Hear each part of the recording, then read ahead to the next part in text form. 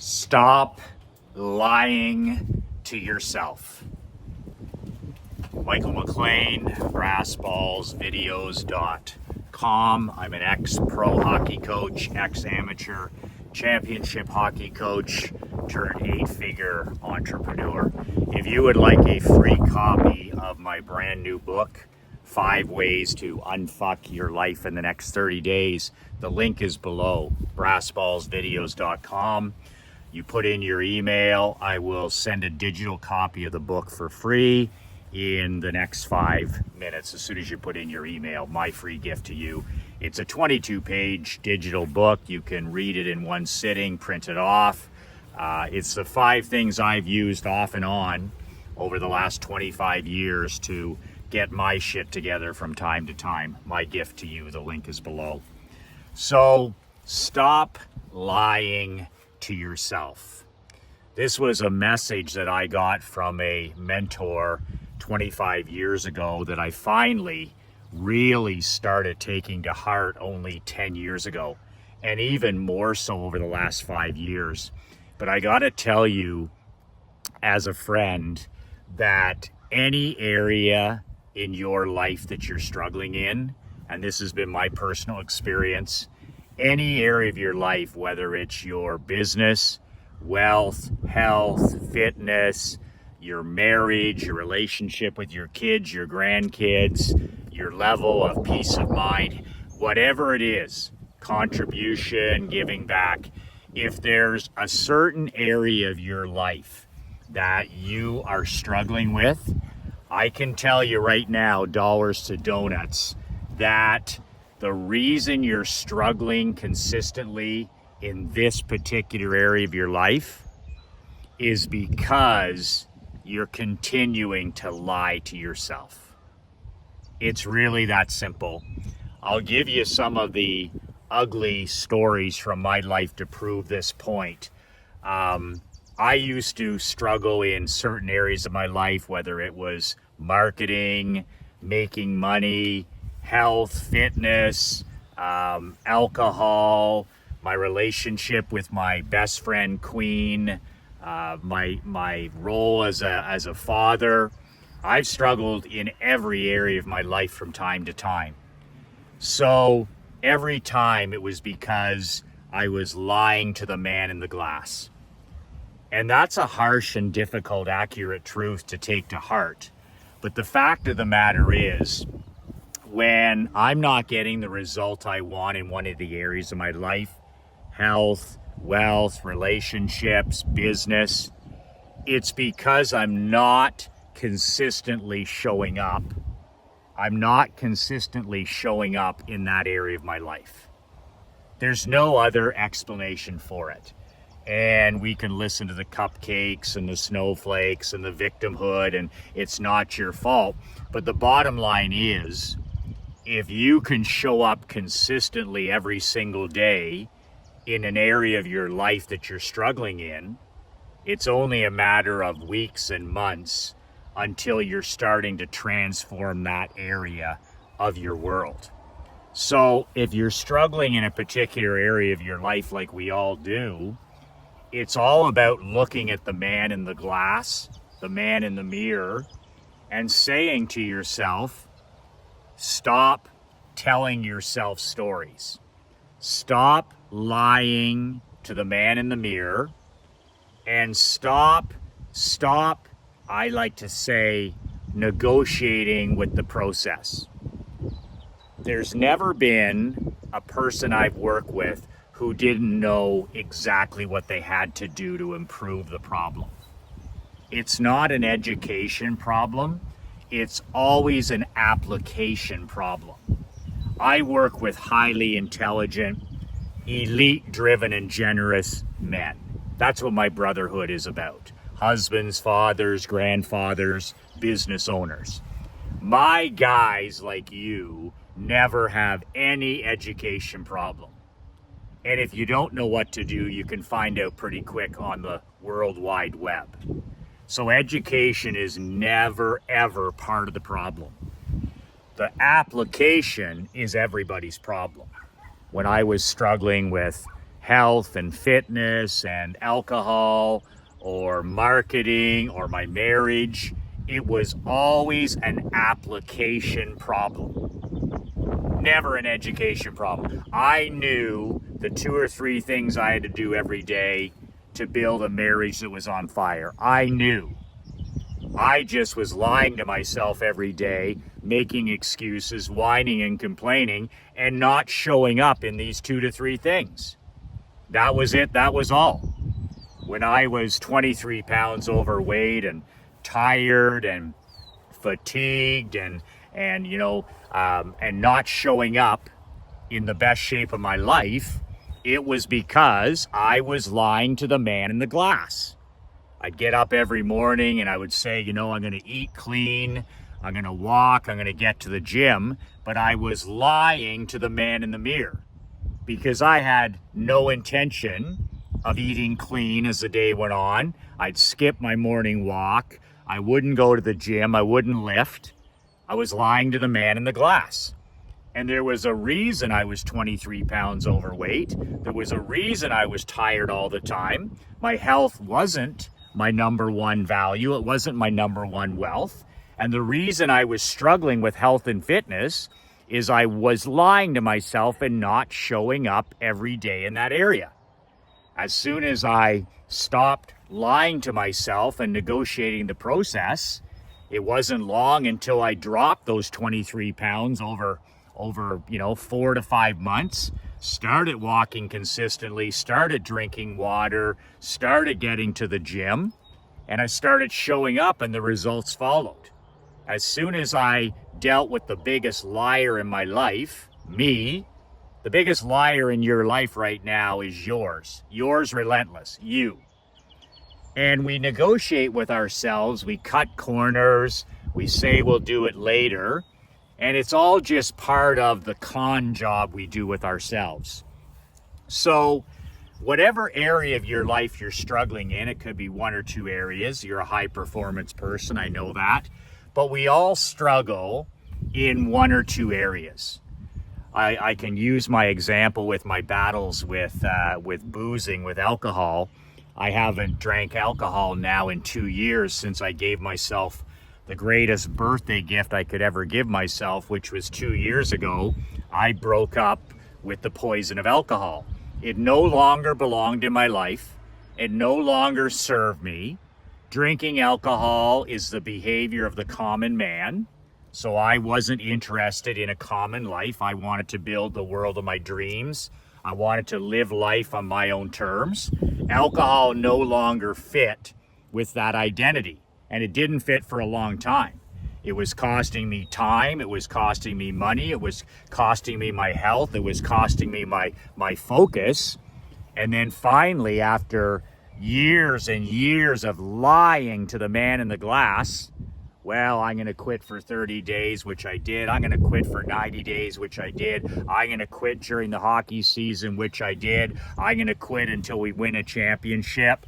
I did. But at the end of the day, I finally woke up one day after years and years of lying to myself, and I said, you know what? That's it. I'm going to give myself the ultimate gift, and I'm going to curate this shit out of my life. I'm going to show up as a better husband, better father, better leader, better entrepreneur, better son, everything, and that's it. And I literally broke up with the poison of alcohol that day. And I've never looked back. But up until that day, I was always just BSing, bullshitting myself. Well, today's the day. Or meanwhile, there was alcohol in my home. There was alcohol in my lake house. There was alcohol, and I was hanging out with people that were boozers. So I was just lying to myself. I was literally lying to myself. So the time, as soon as I got, like the great Brene Brown would say, clear is kind, unclear is unkind. Soon as I got clear with myself and I stopped negotiating the process and I changed my environment and the people that I spend time with, 2 years later, it's one of the greatest decisions I ever made. I have my mornings back. I have my focus back. I've made more money. I've gained more time. I'm a better husband, better father. One of the greatest decisions I ever made. But it didn't happen until I stopped lying to the man in the glass. So I can't emphasize it enough that we all tell lies to ourselves. It's normal. You're not special in that way. I wasn't special in that way. And we'll always continue to negotiate with the bad wolf and the good wolf. We'll always have demons in our lives. We'll always have the devil testing us. When we're not self-sabotaging ourselves, when we're on quite a roll, that's when the bad wolf is really going to come. That's when the demons are really going to come. That's when the devil's really going to come and test you. But I want to share one thing that I've used that Dan Hurley taught me when I was coaching junior A hockey in university. I was coaching junior A hockey. This is back in the day when I was in university. I never attended any classes. He paid me $30,000 to coach his championship hockey team in Northern Canada, and I was more than happy. I mean, my dream was to coach pro hockey, especially in the NHL. But he was one of the hardest asses, motherfuckers I've ever dealt with in my life. He literally transformed my life. I thought I knew toughness. I thought I knew grit. I thought I knew stick-to-itness until I started working for Dan Hurley. And I was in my early 20s, and he was exactly what the doctor ordered. This guy was the hardest, toughest, most demanding son of a bitch I ever had the privilege of working for. He literally did not accept anything but excellence. He didn't accept anything but winning. Excuses made him vomit. And just being around a multi-millionaire who was such an amazing husband, an amazing father, and he was a badass champion in everything he did. And he pulled me aside one time and he said, son, he said, can I give you a tip about something I used? He always called it man in the mirror, right? And I said, I always want to eat better. I want to drink less. I want to study copywriting. I want to get to the gym. I want to do all these things I used to talk to him about. And he said, I'm going to give you a tip that my father gave me. And I said, what's that? And he goes, those little recipe cards? He goes, carry that around in your pocket for the rest of your life. And I said, okay. And he said, if you have any problem with personal accountability, you want to maintain your standards, he said, and stop negotiating with yourself, stop lying to yourself, stop fooling yourself. He said, here's what you do. You start with a piece of paper like this every morning, and at the top you put the day, Monday, Tuesday, Wednesday, whatever day. And he says, I put the day at the top, so in this case, Sunday. And he says, you write 100% at the top of the card. And he said, you start your day. You get up, you pray, you splash some water on your face, you drink some water, you go, you put your shoes on, you go for a walk, you go to the gym, you read, you write, all of these things, whatever your morning ritual, all that stuff is. And he says, every time I lie to myself, every time I fool myself, every time I bullshit or buffalo myself, anytime, Michael, you lie to yourself, penalize yourself 5%. Penalize yourself 5%. And you self-regulate it. And I remember I started this, I was in university, and I'd say, well, today I'm going to go to class. I'm going to go to psychology. Today I'm going to go to the gym. Today I'm going to make my own lunch. Today I'm not going to go to the pub tonight after practice. And every time I lied to myself, or I didn't follow through, or I didn't show up, and I wasn't consistent, and I missed, I would punish myself, I would penalize myself the 5%. And this was an eye-opener for me, especially when I was in my early 20s, because I thought I was pretty hot shit. I was making more money than God back in the day for a university guy. I was coaching a high-profile junior A hockey team. I had an owner who believed in me. I thought I was the second coming of Scotty Bowman. And at the end of the day, I would take 5% off, and I would be, at the end of the day, sometimes I'd be at 35%. I'd be sitting in my house, and I'd be like, I started at 100%, and I literally lied to myself all day. Everything from what I ate to the way I was going to speak to myself. I was going to read books. I was going to get to bed at this certain time. I was going to do all this stuff. And at the end of the day, I'd be sitting there and I'd be like, man, I'm at 35%. I was bullshitting myself the whole day. But there's a great saying, what measured gets done. And that's true, right?